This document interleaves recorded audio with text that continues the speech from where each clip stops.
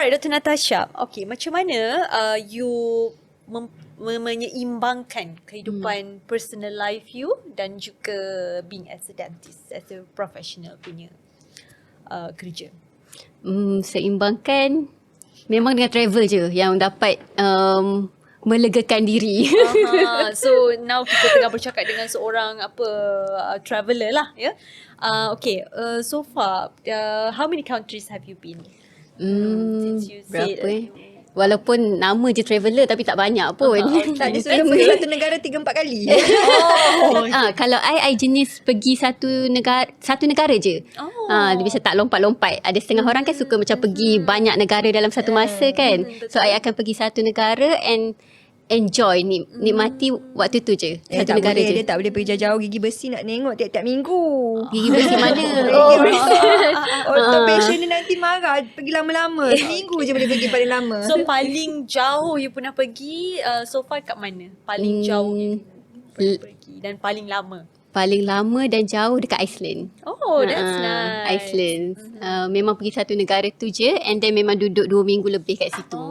Patient ni tak marah ke? Itulah I buat dulu patient banyak-banyak and then I tinggal sekejap lah. 2 minggu, it's not that long lah. 2 minggu lebih. Braces penting tiap minggu. Kan patah ke tercabut ke kan? I ada associate jugalah yang tolong bantu. Kalau macam tiba-tiba kan patient braces ni kita tak boleh nak expect. Tiba-tiba tercabut bracket. Betul lah. So akan ada associate yang bantu jugalah. Okay, alright. So did you get to see the Northern Lights masa dekat sana? Yes, dapat. Rezeki juga sebab dah macam berbelas hari kat sana. Mana ni Northern Light ni kan. Lepas tu muncul lah pada satu malam. Satu malam tu je. Sebab dia perlu rezeki juga memang, untuk dapat kan. Betul, memang kalau kita perasan sebenarnya benda-benda yang Mother Nature ni, all the nature punya wonders ke whatever, memang depend solely based on our luck lah. Betul. Satu, and kita perlu banyak berdoa. Itu kena sangat sabar. Kalau ada patient you yang macam nak you je, tak nak orang lain. Tu kena tunggu I jugalah. Memang ada. Memang ada. Ya, memang sanggup tunggu. Bertahan sakit lah. Tapi usually I akan bagi tahu patient kalau macam just untuk trim and bracket, boleh je dengan doktor lain. Jangan risau. Dengar tu semua. Sebenarnya kalau memang you ada your own favourite dentist, tetapi kalau yang simple thing macam tu, you jangan orang patient kata tak anggap simple. Jangan main. Patient sekarang boleh juga pergi kepada klinik yang sama tetapi mungkin dengan dentist yang berbeza. Tapi kalau memang nak juga dengan dentist tersebut, nak pergi juga kepada your favourite dentist, you must wait lah, because sometimes some dentists are really into travelling. So nak jadi doktor gigi kalau medical langsung tak boleh cuti katnya. Jangan cakap macam tu. Jangan cakap macam tu. Ada. Paling penting kita orang kata ada balance. Proper orang kata cara untuk balancekan you punya life work lah. Work life. Betul. So macam Dr. Fee kan, memang kehidupan tu kalau work life balance tu more kepada life lah kan. Work not so much lah kan. Tak, actually kita bagi peluang kepada doktor-doktor muda. Kita bagi peluang. Saya banyak kita banyak ajar kan apa yang perlu untuk doktor-doktor muda ni, untuk dia jadi somebody pula lah kan. Tak gitu je kan. So kita bagi peluang kepada doktor-doktor muda juga. So kalau datang klinik saya Lantara tu jumpa doktor muda-muda, jangan takut. Betul. Jangan takut. Sebab doktor muda-muda sekarang pun power. So ramai yang kata kan nak doktor yang tua sikit lah. Ya ke? Ada. Sebab kadang-kadang dia anggap macam nampak doktor-doktor sekarang nampak tengok muka.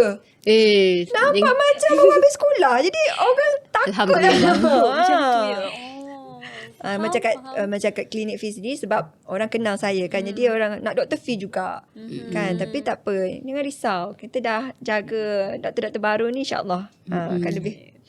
Alright, so jangan takut untuk datang walaupun nampak kelihatan kadang-kadang macam baby face muka kan. Masalah baby face. Sebab lagi satu dekat Malaysia sekarang ni memang kita punya pertumbuhan tu agak kurang sedikit ya. So nampaklah muda. Especially all the some of the millennial bukanlah macam dalam kita punya range umur ni kan. Macam kita tengok kadang-kadang macam umur dia dah sekian-sekian tapi rupa dia nampak so much younger than their age kan. So kadang-kadang patient pun akan cakap, mudanya doktor macam tu kan. But in actuality it's not based on that lah kan. Sebab sometimes kita orang Asian lah mostly kan, dia dapat that kan anugerah muka macam baby face macam tu kan. So patient pula yang tiba-tiba tak suka Sebab dah doktor datang. ni orang dah anggap macam kita ada satu muka tau. Muka yang macam Especially orang yang dulu-dulu kan. Kan, Sebab dulu kita tengok dentist, muka dia macam mana pula. macam mana Betul tak?